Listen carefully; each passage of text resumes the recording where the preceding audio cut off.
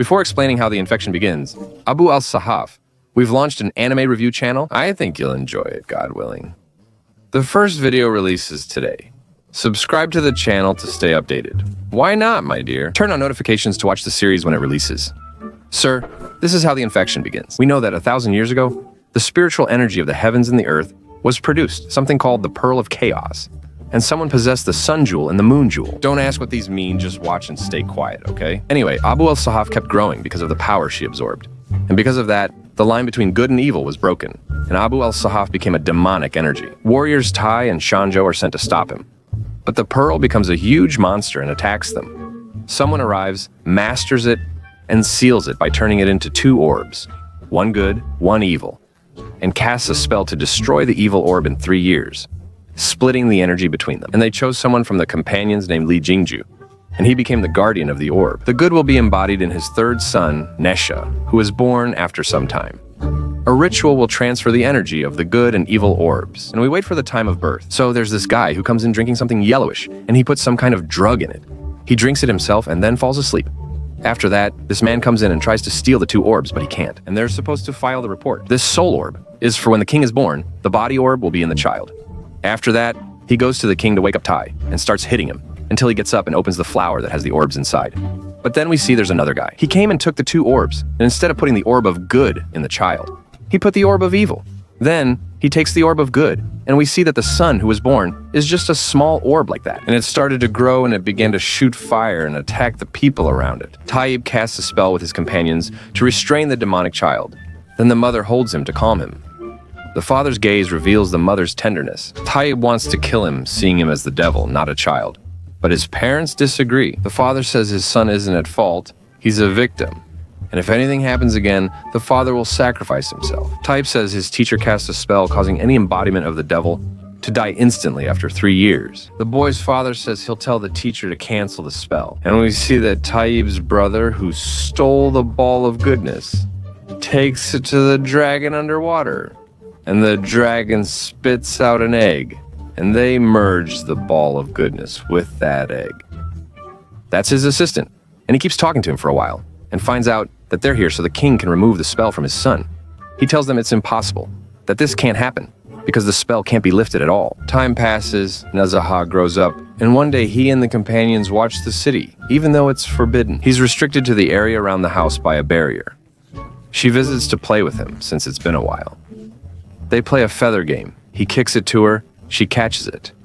But his companions are so strong that when he kicks the feather, everyone gets stuck to the wall, and after that, they don't know how to play with him. A soldier comes to deliver a message to Nazaha, telling her she has to return with the soldiers because there's a war going on right now. When he finds out that Nazaha is leaving, he insists. He's upset and sad, but with his companions, we see Nazaha is capable. He stays with the guards for a while so he can figure out how to get past the barrier that was set up for him.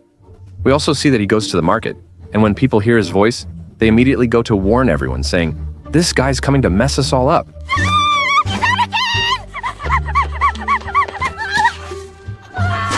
He goes and annoys them and keeps hitting all of them. After that, we see a group of kids sitting together, talking about how they have to get rid of this guy, and that they can't keep letting him do what he does to them and to everyone else. They say, "We're not going to leave each other until we deal with this guy." After that, we see that one of the group comes late, and he's actually wearing a pig mask on his face. He tells them, "I found a way to teach Nadim a lesson for his actions," and that we set up some traps for him and then make him walk on the bridge, and the bridge collapses under him, and knives fall on him and mess him up. Of course, but it turns out that Abu al-Sahaba is actually Kassan, the one who made this whole plan, and he blames them for this whole mess, and they end up taking the fall for everything they planned for the kid. I mean, literally from a pit. In the end, he fell for it. What is this mom from al-Sahaba? He leaves after exposing them, and they say, "You have to die, Eshtan, you son of 60 and 70. Furious, he throws a rock at them, but Uncle Tay protects them just in time. Then Abu Nazaha arrives, angry. He orders that he must be locked up and not leave his room at all. And we see that his father, his mother, and Tay are sitting and thinking, what should we do with this boy? And he decides that he has to move and live on a mountain far from here, so he doesn't hurt anyone there. Uncle Tay told them to give him a chance, just like we were given one, and let him make mistakes. If he can control his power and his anger, maybe things will get better after that. For them too. One day you see Nazaha in the garden of the house, and she finds a painting floating in the air. So they go and touch it, and find themselves being pulled inside it. He finds himself, Abu al-Sahab, in a strange world, and your Uncle Tay is inside, drawing some snakes. This thing is Abu al-Sahab Tay, And when he draws them, they turn into real snakes because of the pen that Tay has. He makes Nazaha play with him to enjoy the scenes he's created and insists he must participate. His teacher also wants to teach him magic. But of course, the boy refuses to learn either magic or anything else. Then Tay falls asleep. When Abu Nazaha wakes up, they find Nazaha floating on the water and fear he might be dead. So they go to Abu Sahab, and the boy Tay does some kind of craft competition for him. And it turns out that Asan is a frog. Nazaha tries to change the frog's shape to his own and tries to turn himself into his mother. After that, the frog spits on Tay's face, and he gets an allergy or poisoning. And when Nazaha tries to help him, he finds out that he accidentally set him on fire. Then, Abu al-Sahab puts himself out, and then Abu Ummi Nazaha keeps scolding him for a while. After that, they ask her why she does that. He tells people he dislikes those outside because they've hated him for a long time and mistreated him when he tried to interact. He lives, and when he says that, it helps because that's just how I am. So they decide to leave him. He learns to use weapons to protect people from monsters, and once taught, he begins fighting them. This, Abu al-Sahaba, is to attack people, noticing his mistakes and that some die before him. Literally, he's coming to save what's left after everything's been destroyed. But anyway, after that, Abu al-Sahaba gets really fed up with what's happening, with all the abuse from his father and mother, so he starts breaking those barrels and burning them with fire. Of course, people see him breaking the barrels and have no idea what he's doing. They become afraid of him since they don't know he's pursuing a monster. Then the monster, appearing as water, escapes and keeps moving. The boy chases it until a monster kidnaps a girl. Then the dragon appears, and everyone suspects Uncle Nezha as the villain, even though they only know him as the bad guy. The important thing is, it turns out he actually came to fight this monster. Then the monster manages to freeze Ubing and turn him into something like stone, just like Medusa's heart. Anyway, Uncle Nazaha and his friends fight the monster until they defeat it and get the medicine that will bring Ubing back to normal, and he becomes good. That's some kind of ointment or something. You don't really get what it is. But the important thing is he puts it on Ubing, and he goes back to normal. And Ubing thanks Nazaha. He saved him, and they get to know each other and become friends. After that, they keep playing together, and he gives him a shell or something like that and tells him, "If you ever want to meet me, just blow into it, and I'll hear you and come to you." Next, the reader's family arrives to take the girl, believing Nazaha kidnapped her. One of the kids insults him, calling him a little devil, which makes him very angry. And he was about to kill people, but thank God the officer comes and stops him at the last moment before he kills anyone. This teaches you that I'm basically a player. And then we see the friends. Obing, the dragon god, sent someone to turn Nazaha into a monster to attack people. Then Obing releases the dragon god to save people, since dragons once protected humans from monsters, but were later imprisoned and labeled as monsters. Obing's plan aims to free the dragons again after a long time. Abu Ham, Yazahu, and Tai say they invited everyone to celebrate his 3rd birthday and brought the monster to admit he kidnapped the girl and that you saved her. He happily invites Uncle Obing to his birthday, who arrives in dragon skin armor for protection. Later, the friend's father appears at the birthday party that night. Shang Tai's brother arrives. They say Yazaho embodies evil, or the devil, and mention a spell that can break the seal on his neck, which suppresses his power. They add he will die today and should try to save himself. Where did this happen to him afterward? The leader of the group goes to the boy's family and the people, and lets them know that he knows everything. He says the spell, breaks the seal, and then transforms into a completely evil entity and attacks Tai and Abu. But then Omenge comes and stops him, performs a spell that puts the seal back on. When Yazaho returns to his normal form, he quickly escapes the place because of the shock he's in. This boy suffered with us because of them. After that, Abu Nazar finds out that Omenge is from the other people, and that they have to be killed. But we see that Omenge did some kind of spell. The city faces destruction as Abu al-Sahab reads a letter describing his father's sacrifice to save him. Moved to tears, he resolves to rescue his family and villagers, then kills Omenge and Shank. And after that, Abu al-Sahab's magical amulet causes 4 people to fall into the place where Nazar was being harmed, and they start killing each other until all 4 of them end up imprisoned. The ball is made of talc, and unfortunately, they can't break free from it. Keep in mind that Nazar is a person of great strength, but even he can't break free from the talc ball. May the sky be with us. Then Abu al-Sahab gets them out of the ball, and then Omeng, the gelatin, transforms to destroy the whole city. But at that moment, Uncle Nazar recites a spell to become stronger than Omengo. He manages to stop him and defeat him, but he doesn't kill him because that's his only friend, so I'm not going to kill my friend. After that, we see that Nazar goes to his father and mother after burning the spell. His father made it so nothing would happen if Nazar decided to become evil. As we know, his father decided to sacrifice himself, and Nazar became evil. That's what happened. Ishtram appeared as a girl, and in her true forms. To protect his father, Nazar destroys the spell and says goodbye to both parents, because 3 years have passed, and he's supposed to die after that. Then the father of the friends goes, because that's what's supposed to happen. The deadly spell begins working, but he comes to protect him, and they unite. Still, in the end, The spell will kill them. But your uncle's good. He manages to trap the monster in that thing that looks like the flower. The one that was 2 balls at the very beginning, you know? After that, his father and Nazaha see that the boy is dead, and they're sad that he's not with them anymore. But then the villagers come and apologize to Nazaha for the way they treated him. And they say he's their hero, and that he saved the village. So, your Uncle Nazaha becomes the hero. He's happy and emotional, but doesn't get why they waited until after he died. What a messed up world. A struggle between good and evil that lasted for years and centuries. And when we finally managed to reach our goal, they wouldn't leave evil alone and went back to their old ways again. He started hitting everyone. The movie Nezha, however you pronounce it, is more than a film. It's an epic blending Chinese mythology and the battle of good versus evil. Ready? Stay where you are and watch the previous part if you haven't.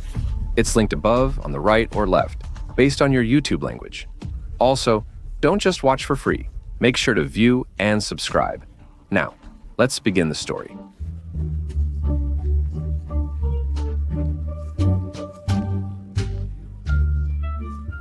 The previous story, the one that the evil spirit entered Nezha in Chinese, while the good spirit entered Ubing. Nezha was meant to be destroyed after 3 years, but became friends with his brother Bing. In the end, they managed to overcome the wrath of the heavens, and Nezha didn't die. But in return, Nezha and Ubing sacrificed their bodies and souls and were trapped inside the pearl. That's it. And if you were planning to get to this point and then go back to watch the first part, that's it. I don't need to answer anymore. Just watch it. We'll share what's important. The events continue with Tai, who says that without a body, the souls of Nezha and Woping will die. So Tai helps them by making them a new body, God forgive me, with the help of the villagers. Tai's pig is the one that forms the material used to make their bodies so they can return to how they were. And indeed, he does it with high precision, and it's an exact copy of how they were. But Nezha asks him, why should it be an exact copy of how it was? Don't make me strong and muscular, make me smart and handsome.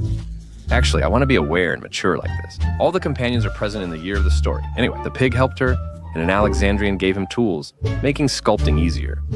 I don't sculpt because I'm tired of it. I'm a master. Since Nezha is red and can't sculpt, he makes a body and tells the pig, I want a small, kind traitor in this body. He returns their souls to their bodies again, but the process will still take some time until the souls settle into the bodies and, dry up like that, so don't worry about it. So what's important? The problem is that Shin Jungjue. The problem is that Shin Jungbao came to attack the kingdom and stop Ninja and Obing from returning. Because if they come back to their bodies, they'll defeat him. He must stop this, so he opens gates for their escape. Monsters from hell using a weapon he took from the dragons who were working for him.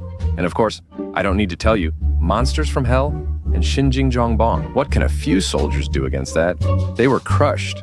After a big battle, 1, 2, 3, 4, 5, 6, Bawi reaches Tai, Nezha, and Obing, who are protected by a shield.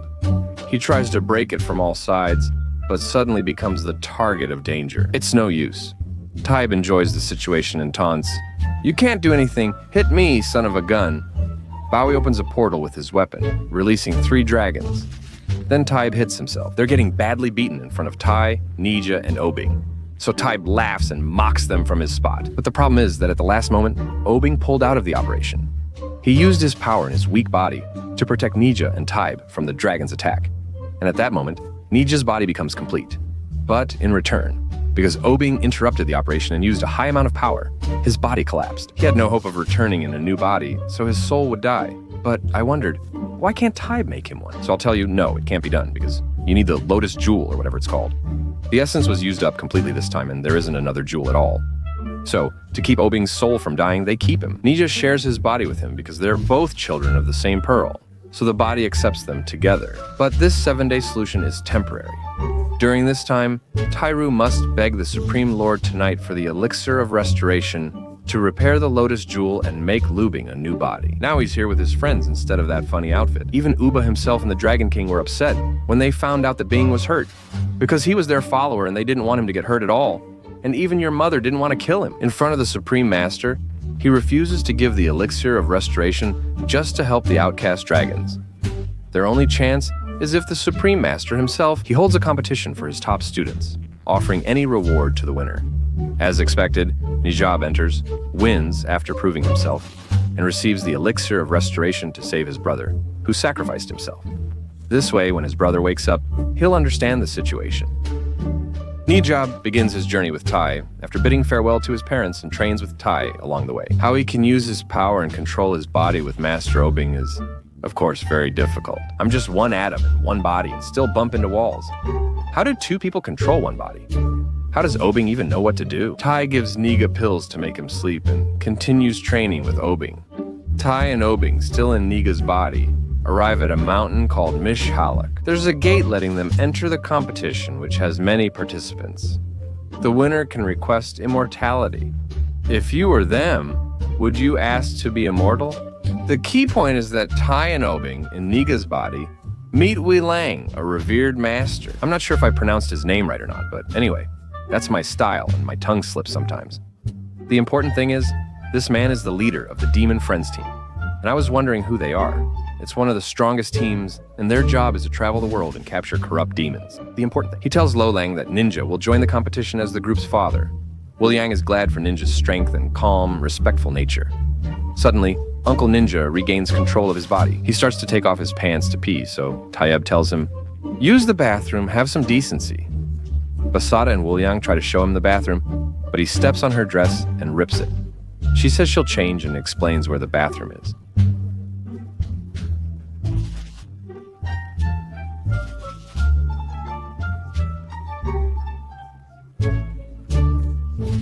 Despite the sadness, Taylor and Ziza are focused on my first thought, and we discovered Nezha peed in the bottle. Dio Shakbab. It's nearly full. What can I say? This stuff is strong. Anyway, after he tells Tayel and agrees, Tayel takes what he drinks to start his training, which is that he's going to hunt a demon, and there's a judge sent with Tayel to help him decide, to check if Nezha is ready for the competition. Shin Al-Waib trains for hours, while Nezha's father seeks his permission to send people for medicine since people are dying, even if he doesn't understand. Obang's father, worried about his health, has sealed the city and ordered Shin to prevent anyone from entering or leaving until Obang wakes up. So of course, the medicine runs out and people can't find any medicine, but of course, Shin refuses to let anyone leave the city. We see Xiao Bao, a young boy, sneak past guards to reach Shin. He is Shin's younger brother, whom Shin hasn't seen in years, and who looks up to him. For him, he's the best person in the world. Anyway, Xiao Bao comes to Shin because Shin had told him to come when he needed it, the ability to transform into a human. He wanted to let him participate in the immortality competition, but Shin told him that he's not ready yet and needs a few more years of training. Before Xiao Bao leaves, he asks Shin why the city is surrounded, but Shin hesitates, unable to answer. Fabo Nezha does a kind act and tells Xiao Bao monsters are attacking the city, and Shin came to protect them. When Xiao Bao leaves, Shin thanks Fabo Nezha. He's said to bring the medicine because, despite his actions, Shin isn't a bad person. He's doing what he thinks is right, but his perspective is flawed. Nezha, Tai, and the governor visit the demon village, sending Nezha alone to test him. Nezha first takes pills from Nuema, so Obing can control the body, scaring the demon. Suddenly, Nezha snaps out of it, claims he's not afraid, and attacks, surprising the demon, who dodges. As Nezha tries to take more pills, he's distracted by village food and eats the whole pot. Obing regains control and attacks the demon. Nezha can't handle the food, throws up, regains control with Obing, and the demon returns. He beats up both of them, and they have no choice but to try to fight the demon together. But of course, the demon humiliates them, knocks Nezha on his head, and makes him pass out. So Obing takes control of the body and beats up the demon. Thank God they finally catch him. Then Nezha goes to arrest the demon again. And of course, I don't need to tell you that he takes a sleeping pill. Obing handles it after a tough battle with the strong demon, who beats up Obing. Obing is about to die at the last moment. Obing cuts off his arm, but the ruler and Taibi step in. Obing says, "I wasn't going to kill you. You didn't need to cut off your arm. I was just restraining you, and now you'll learn at the Immortal Palace." Hearing this, the demon surrenders and tells his followers to do the same.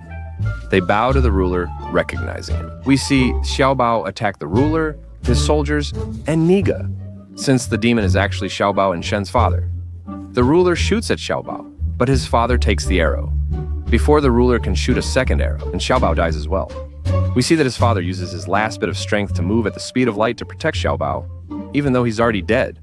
So he just took the arrow for nothing in the end. The ruler keeps pursuing them, determined to kill him. Xiao Bao's father urges him to flee before the third arrow is fired, explaining he only wanted to protect his father and doesn't need to kill the ruler. The ruler is convinced and allows him to escape. After he killed his father, Shinny sits with his father and Ninja's mother after they invited him for lunch. He sees injured Xiaobao enter, who says, "They cut off our father Tajim's hands and he died." Shiny then asks, "Who did this?" Xiaobao says, "His name is Ninja," then faints. After what happened to his father, it's clear Shinny has bad intentions, even though Ninja did nothing wrong. Ninja still has time left. The last test and the last demon he has to defeat is called the Queen of Demons, Shiji. But then he gets news that a disaster happened in his father's city. So Ninja and Tai rush there quickly and find that the city has been completely destroyed. And do I really need to explain to you who did this? I mean, seriously? Shinny burned the city and everyone in it to ashes, sparing no one, including Ninja's father. The ruler arrives with Wen Ninji to find out who is responsible. And all evidence points to the Dragon Lord and the exiled dragons. At that moment, Ninja says, "I swear I won't leave them alone," while Wen Ninji adds, "I'm going to crush them too." He then questions his actions. They destroyed a whole city, so he quickly crushes them, killing them with such force that he destroys the entire mountain alone. With his companions, he easily beat 3 demons. Khaled returns and is allowed to take anything from the Supreme Master's treasury. He chooses the Elixir of Restoration, restores the jewel, and begins telling the story. Niga returns to his city and parents, escaping the Dragon Lord and dragons. They grew more confident despite inaction. Sharif destroyed the city, which matters. Then they descend and begin a new battle with each other. Niga is so angry that no one can stop him, and Willianja and his soldiers are blocking him, believing the dragons are also responsible. You already know how the fight unfolds. These masters clash fiercely, ending friendships. The battle rages until they imprison all the dragons, condemning them to eternal punishment for their actions. After Niga struck him in revenge, he stands staring into space, recalling memories with his parents, until he sees Tai and Uncle Am arrive with Niga's parents, who survive for a reason revealed later, and Niga. At that moment, Ayad breaks down in their arms in a very emotional scene. And that's when we find out what happened when Xiaobao died at the hands of his brother after delivering the news of their father's death. We saw a strange-looking dragon attack them, but why did the fierce dragons stand up to it? When they destroyed it, we discovered the dragon was Weiliang, Wu's son. We realized he was evil and aimed to destroy the Dragon Master. When Weiliang reached the city and Wu sought the dragon's protection, the Dragon Master's followers rebelled, siding with Weiliang so he would free them after their millennia of imprisonment. With his help, he unleashed hell on the city, burning it and its people, while Wu took his father and Amniga to protect them from Weiliang. He did all this basically just to easily frame the Dragon Master and imprison him, just like we all believed and were fooled by that short man. The Dragon Master became just like the rest of the demons that Weiliang had captured.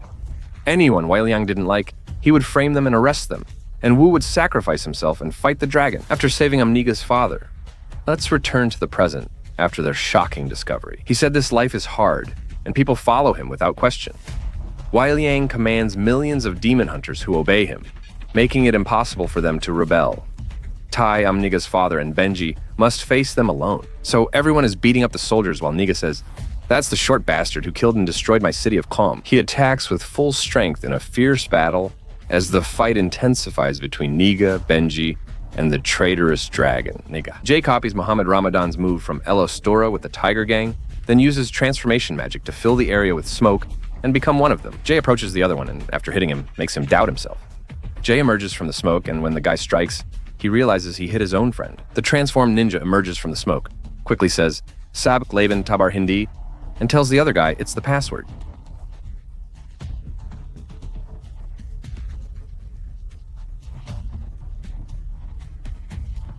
The other guy easily grabs Bing, Ninja, and Ninja's mother using a curse. It traps them and throws them in with Master of the Dragons to burn together.